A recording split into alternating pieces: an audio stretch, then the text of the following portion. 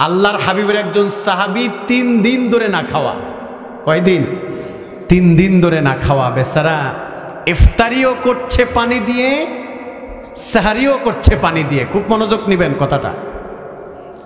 ক্ষুধার যাতনা আর সইতে পারে না মানুষ। তো দিন শেষে দৌড়ে চলে গেছে আল্লাহর হাবিবের আরেক সাহাবীর কাছে, গিয়ে বলল, ভাইরে, মা যুক্তু যাওকান ইল্লাল মা, আজকে 3 দিন হলো আমার মুখে পানি ছাড়া কোনো খাবার পড়ছে না, আমি তোমার বাড়ির মেহমান হতে চাই, আমাকে কি একটু খাওয়ানো যাবে?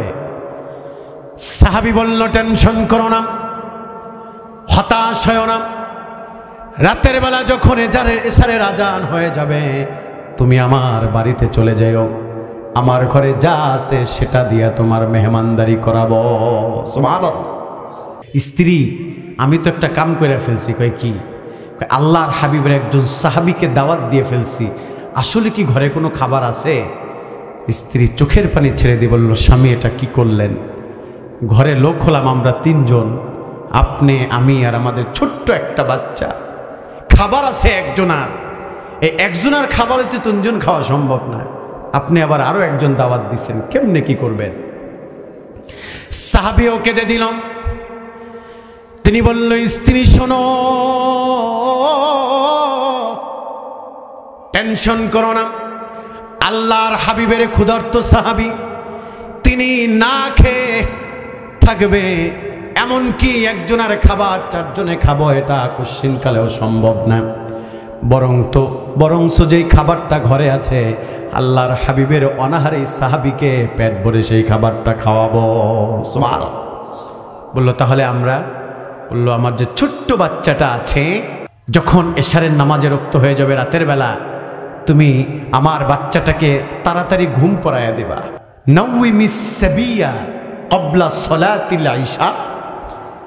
শুধু তাই না, ফালাম্মা কাররাফতাত তুআমা ফাগফাইস সিরাজ। আর রাতের বেলা আলোটাকে নিভাইয়া দিবা। যখন আমার সাহাবী ভাই ঘরে চলে আসবে, নির্দিষ্ট খাবারটা সে খাবে, আর তুমি আর আমি খালি প্লেটটা নিয়ে দূরে বসবো। আমরা স্বামী এবং স্ত্রী হাত দিয়ে নাড়াচাড়া করব, তাতে করে ওই সাহাবী বুঝবে সেও খাচ্ছে, আমরাও খাচ্ছি। সুবহানাল্লাহ।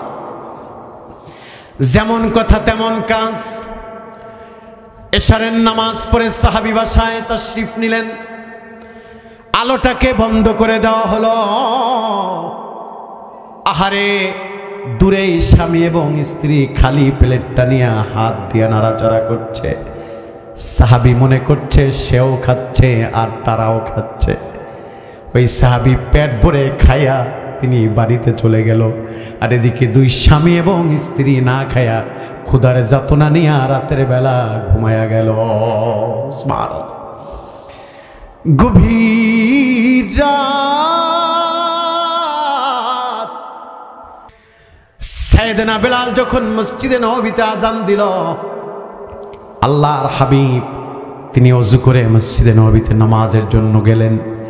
এদিকে ওই সাহাবী যিনি অনাহারে রাতের বেলা ক্ষুধা নিয়ে রাত্র পার করেছে, ওই সাহাবীও ওযু করে মসজিদে চলে গেছে। আল্লাহর হাবিব তাবাসসুম হেসে দিয়ে হাতটা ধরে বলল, সাহাবী, এমন কি আমল করেছো যে আমার আল্লাহ, তুমি এবং তোমার স্ত্রীর উপরে আমার আল্লাহ খুশি হয়ে গেছে? সুবহানাল্লাহ।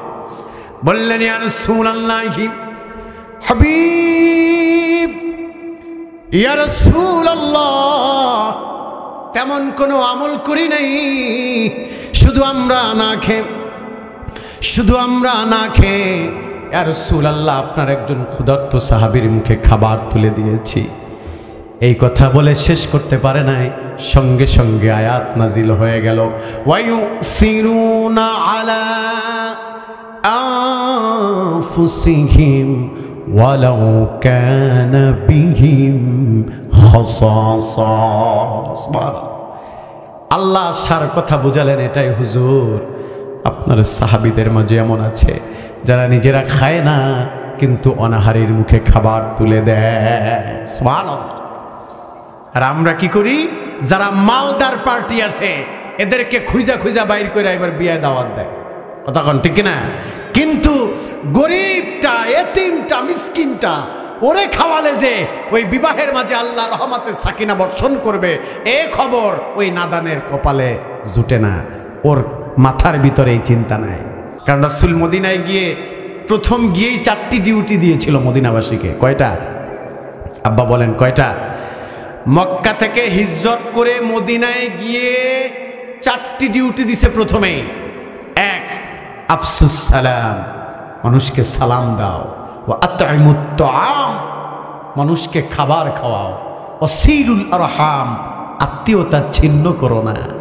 ওয়াসাল্লু বিল্লাইল ওয়ান নাসু নিআম, হ্যাঁ যখন রাত্র হয়ে যায়, মানুষ যখন ঘুমায় যায়, তুমি সেজদা দিয়া তথা তাহাজ্জুদ পড়ে রাত্র পার করো। সুবহানাল্লাহ। তাদখুলুল জান্নাতা বিসালাম, ওই ব্যক্তির কপাল কত ভালো, সে জান্নাতের মেহমান হয়ে যাবে। সুবহানাল্লাহ।